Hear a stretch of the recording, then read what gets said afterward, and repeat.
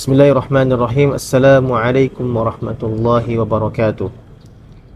Alhamdulillahi rabbil alamin. Wassalatu wassalamu ala ashrafil anbiya'i wal mursalin Sayyidina Muhammadin wa ala alihi wa sahbihi ajma'in, amma ba'd. Pertama-tama, marilah kita panjatkan rasa puja dan puji syukur kita atas kehadirat Allah subhanahu wa ta'ala, bahwasanya alhamdulillah pada kesempatan kali ini kita masih bisa merasakan nikmatnya, berupa nikmat kesehatan, nikmat iman, dan nikmat ketakwaan hingga detik ini. Salawat serta salam kita curahkan kepada baginda besar kita Nabiullah Muhammad sallallahu alaihi wasallam, Nabi yang diutus sebagai rahmatan lil alamin. Teman-teman dimanapun Anda berada, saya Muhammad Fikri, dan saat ini saya sedang berada di Tanah Abang. Tempat ini adalah salah satu kawasan yang paling dinamis di jantung ibu kota Jakarta ini. Di tengah keramaian pasar dan gedung-gedung tinggi, terdapat kisah tentang bagaimana cara budaya lokal terus bergeser seiring masuknya pendatang dari berbagai penjuru negeri. Tanah Abang bukan hanya sekedar menjadi pusat ekonomi dunia. Ia adalah ruang sosial dan tempat nilai-nilai tradisional yang diuji oleh zaman. Perubahan cara berpikir, gaya hidup, dan pola interaksi, terutama di kalangan generasi muda, menjadi potret nyata dari transformasi sosial yang sedang berlangsung saat ini. Lewat video ini, saya ingin menyoroti bagaimana perubahan tersebut terjadi, tantangan yang muncul di tengah keberagaman, serta peran generasi muda dan para pendatang dalam membentuk wajah baru Tanah Abang hari ini. Oke, langsung saja saya akan mencoba mengobrol warga di sini untuk tahu bagaimana mereka melihat perubahan yang terjadi di Tanah Abang ini. Assalamualaikum Pak. Assalamualaikum warahmatullahi wabarakatuh. Saya Fikri, boleh tahu nama lengkap Bapak? Ya, saya Pak Martin disebutnya. Pak Martin. Terima kasih. Saya ingin bertanya soal perubahan sosial dan budaya yang di Tanah Abang ini, khususnya di kalangan anak muda. Bapak asli sini atau pendatang? Saya asli sini. Asli. Menurut Bapak, apa saja hal yang paling berubah dari anak muda sekarang jika dibandingkan dengan zaman Bapak dulu? Apakah perubahan tersebut dirasa lebih positif atau malah lebih mengkhawatirkan? Iya. Oke. Bismillahirrahmanirrahim. Saya tinggal masuk wilayah Kebun Kacang ini sekitar tahun 80-an. Tahun 80-an. Kemudian di tahun 90-an itu sudah terjadi perubahan perekonomian yang sangat signifikan ya, di daerah Tanah Abang ini karena dia wilayah bisnis. Dari situ penduduk udah mulai berkurang karena rumah-rumah sudah banyak yang dijual karena tanah lumayan mahal. Sampai pada tahun 2000-an itu boleh jadi hampir 75% penduduk asli udah mulai pindah-pindah. Jadi banyak pendatang. Nah, sekarang itu dari tahun 2000 sampai kemarin yang terasa sekarang ini penduduk warga asli boleh dikatakan tinggal ya 2-3% lah paling. Jadi yang ada banyak pendatang. Nah, pendatang pun di sini adanya rumah itu dijadikan rumah-rumah bisnis, rumah-rumah kosan, rumah ruko. Nah, adapun sekarang yang tinggal di sini itu yang anak-anaknya, anak-anak muda dari tahun 2000 sampai sekarang itu sangat sulit kita pantau. Dan kita nggak melihat ada generasi-generasi ke depan itu yang bisa kita andalkan. Itu persoalan sekarang itu. Saya ini yang tinggal di sini juga memikirkan ini bagaimana nanti alih generasinya. Sementara penduduk anak muda, anak-anak tidak bisa kita pantau sejauh mana pergerakan dia, kehidupannya dia. Jadi sekarang ini anak-anak yang nampak, yang keluar, pendatang yang tinggal di rumahnya, kemudian dia berdikari, kemudian dia hidup dengan orang rumahnya, jadi tampil ya sekolah, ya berkarir di luar. Nah sementara di masyarakat ini nggak nampak apa-apa yang sekarang kelihatan ini. Jadi pemuda ini arahnya kemana, anak-anak ini arahnya kemana? Itu yang sekarang kayak seolah terjadi. Kalau orang dulu tuh bilang bisa jadi missing link, terputus. Jadi kurangnya interaksi sama masyarakat. Nggak ada. Nggak ada. Jadi generasi muda sekarang kita umur 20 ke bawah, kita bisa lihat, kita bisa hitung di wilayah ini. Sampai arah satu RW pun kita bisa tahu berapa orang lagi penduduk asli, nggak banyak. Jadi sekarang ini memang pemuda-pemuda agak kurang, anak-anak agak kurang. Dilihat dari penduduk-penduduk pendatang. Cuman perubahan yang paling sangat penting itu, kalaupun ada penduduk-penduduk asli yang tinggal di sini, dia menjadi pekerja-pekerja lokal, dia mengatur wilayah, ya parkiran atau jualan. Itu aja paling yang saya sampaikan. Bapak, sekarang ini warga asli Tanah Abang semakin berkurang. Iya.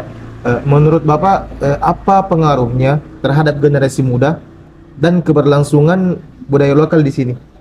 Jadi kalau budaya lokal lama-lama sudah nggak ada. Sementara dulu budaya lokal itu masyarakat kalau di sini tuh malam tuh rame, anak-anak tuh rame berkumpul. Jadi sekarang sudah nggak ada, nggak nampak anak-anak itu. Jadi malam-malam tuh kebun kacang sepi. Kalau dulu di tahun 2000-an, tahun 90-an itu meriah, 80 meriah, rame kebun kacang. Hatta mau malam puasa, hatta bulan puasa, sebelum puasa, 6 bulan mau puasa itu Tanah Abang tuh udah meriah. Di tahun 80 90, 6 bulan mau puasa, meriah di sini. Kehidupan ekonomi juga bagus. Apa juga bisa laku. Cuman belakangan karena semakin kemarin ini penduduk semakin kurang, dia pada pindah, rumah-rumah sudah pada dijualin, ada pendatang. Jadi pebisnis. Adapun sekarang rumah yang ditinggalin itu kan masih rumah tinggal. Rumah dia beli tinggal, teman sementara dia nggak tinggal di sini, banyak kasus. Dia lokal malah pindah. Jadi untuk generasi ke depan itu nggak kelihatan. Saya itu sekarang ini nggak kelihatan kemana arah generasi ke depan ini. Itu siapa aja nanti yang bisa menjadi, kalau dalam bahasa agamanya itu ahli waris ya. Ahli waris. Nanti ke depan itu siapa yang akan meneruskan regenerasinya? Itu jadi persoalan sekarang di wilayah ini. Untuk menjadi RT sangat sulit. Iya, betul. Jadi RT sangat sulit karena penduduknya nggak nampak, nggak keluar. Oh, jadi budaya lokalnya itu makin hari itu makin kayak mati gitu. Mati. Nggak ada. Kalau di bulan Ramadan itu budaya lokal tuh ya anak-anak, takbiran anak-anak. Betul. Semua meriah. Tapi sekarang malah nggak ada sama sekali. Sekarang kan banyak budaya luar masuk lewat pendatang. Apa menurut Bapak yang harus dipertahankan di Tanah Abang ini agar tetap punya ciri khasnya Tanah Abang ini? Tanah Abang itu sekarang ciri khasnya menjadi kota ekonomi, tempat pusat perdagangan. Ke depan Tanah Abang sulit menjadi wilayah tempat tinggal karena dia basisnya perekonomian. Ada pasar Tanah Abang, ada pasar Metro, ada Grand Indonesia, ada Plaza Indonesia. Jadi yang tinggal di Tanah Abang ini ke depan itu hanya orang-orang yang dia bekerja di Tanah Abang, kemudian dipulang ke rumahnya di wilayah. Bukan di wilayah Tanah Abang. Bukan di Tanah Abang. Di Tanah Abang itu semacam kota bisnis saja sekarang. Penduduknya nggak semakin berkurang. Menurut Bapak, apa yang harus dia pertahankan budaya lokalnya di sini, biar tetap ada ciri khasnya? Biar ada ciri khasnya, paling pertahanannya cuman kalau nampaknya sekarang apa ya? Agak susah ya, karena Susah ya. warga lokalnya Nggak ada sama sekali. nggak ada. Kan yang paling kental itu di wilayah Tenabang Kebun Kacang itu silaturahminya kencang. Iya. Iya ya, saya lupa. Silaturahmi. Tenabang tuh paling kuat silaturahminya. Kemudian kulinernya Tenabang itu paling top.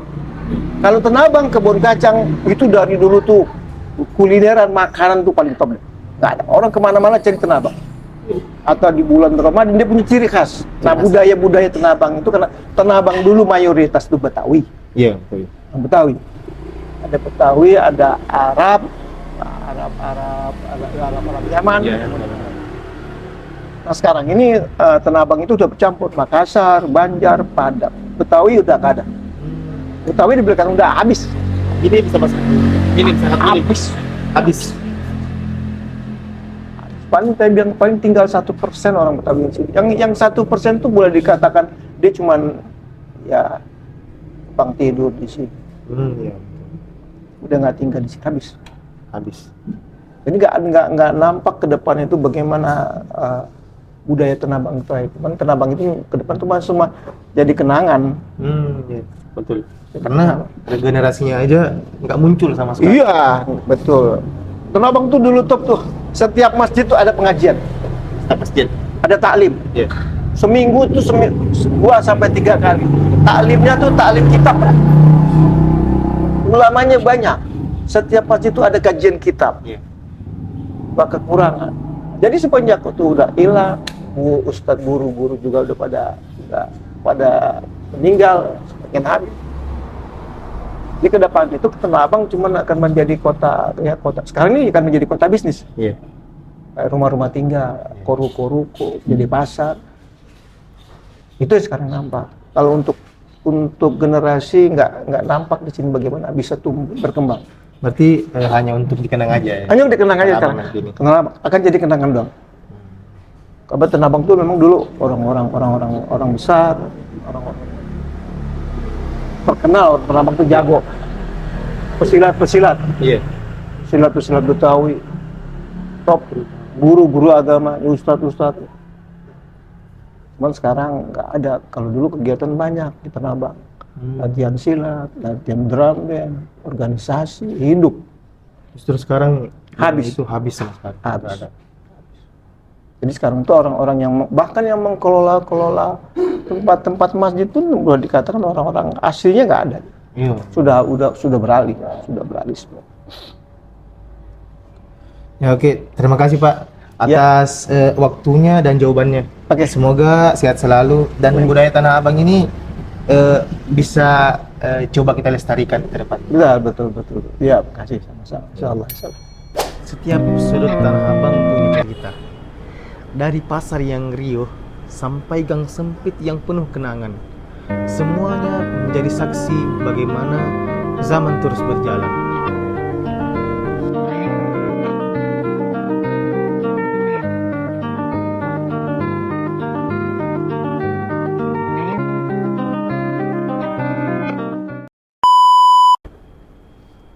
Sekian video dari saya.